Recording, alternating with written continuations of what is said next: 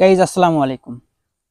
আসলে কি বলবো, ইদানিং দেখতেছি থটস অফ বিল্লি থটস অফ বিল্লির মতো কিছু কন্টেন্ট ক্রিয়েটর তারা নিজেকে অন্যান্য কন্টেন্ট ক্রিয়েটরের বাপ দাবি করতেছে। আসলে কি বলবো, এটাই কি জীবন?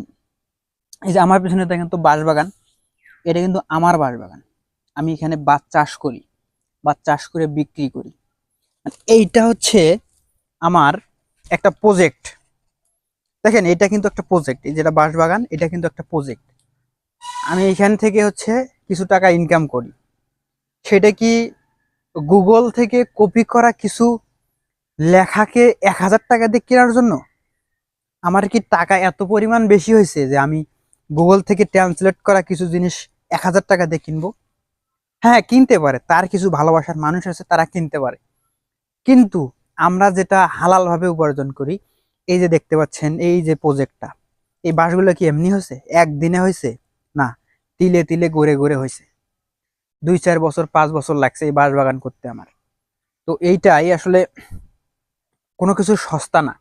হ্যাঁ, সে তার দিক দিয়ে ঠিক আছে। সে মনে করতেছে যে হয়তোবা তার এই এই যে কষ্টের দাম, কিন্তু না, সে লোক ঠকাচ্ছে। একটা ইসলামিক একটা কোরআন শরীফের দাম কিন্তু 300-400 টাকা। সেখানে ওর ওই যে 4-5 পৃষ্ঠা 10 পৃষ্ঠার যে জিনিসগুলো আছে, আমি যে কিনে নেই বলতে পারতেছি না। তবে এটা কিন্তু গ্রহণযোগ্য না, 1,000 টাকা কোনো হবে না, এটা মানুষকে ঠকানো হচ্ছে। তো এটা মাথায় রেখে কাজ করবেন যে আপনার টাকা সস্তা না, আপনি সস্তা না।